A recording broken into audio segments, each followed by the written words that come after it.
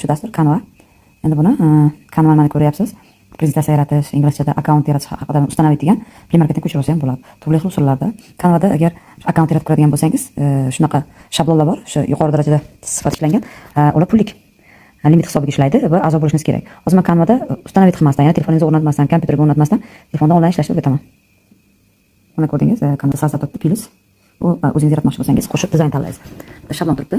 Shablon o'tamiz. Shablon o'tganimizga bir qancha variantlar beradi. Mana qarang, Instagramga qo'ygan videomi, mobilnimi, turli xil videolar ishlasangiz bo'ladi kirib. Men sizga hozir o'sha ko'proq studentlarni yo biror joyda kompaniyada ishlaysizmi, o'zingiz taqdimotingizni qilishingiz uchun, dars o'tishingiz uchun prezentatsiya yaratishni misol qilib ko'rsataman. Birorta mavzu, masalan, agar maktabga taalluqli bo'lsa, shkola deb yozamiz. Shkola deysizmi? Prezentatsiya shkola. Mana. Endi ko'ramiz buni. Qarang, turli xil bizga variantlar beradi. Mana 10 tadagi, mana 2 tadagi raqamlar hammasi nechta slayddan iborat ekan. Mana ochildi. Programma inglizcha bo'lgani uchun dasturlar inglizcha chiqadi, lekin ichini bemalol qaysi tilda bilsangiz o'sha tilda to'ldirishingiz mumkin. Mana nechta ekan bu? 10 ta ekan, 10 ta sayt qilsangiz bo'ladi.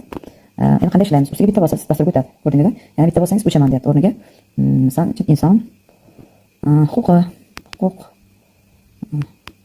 deb yozay. Mana. Bo'ldi. Endi hozir bittadan bemalol o'sha joyga qaytib kiramiz, bosib pastdagi menyudan ko'rsatmoqchi sizlarga. Menyuda biz rangi, mana har xil rangda qilsangiz bo'ladi. Kirib olib rang tanlashingiz mumkin. Mashqatda yozuvingiz har xil rangda chiqadi. Qizil bo'lishi mumkin. Endi formati qanaqa yozib chiqsa o'rtaga joylashadi, ichiga joylashadi. Mana bu kompyuter dasturiga o'xshab ochiladi. Endi hozir razmerni ko'rsatmoqchim sizlarga. Shrift mana ko'ryapsiz. Har xil shriftda yozish. Bunday qolish yozuvi mana ko'ryapsiz qanaqa joylada. Stil text deyapti, teksturlari va razmer deyapti. Xohlasangiz kichkinalatsangiz bo'ladi, xohlasangiz kattalatsangiz bo'ladi. Xuddi shu shaklda. Endi qarang, tepadagi yozuvlarga kirib bunday holatda. Mana biron yozsangiz bo'ladi, yo kerak emas menga yozilgan narsani bo'lsangiz o'chirib tashlaysiz. Pastagida ham ism familiyangizni kiritishingiz mumkin, taqdimot egasini.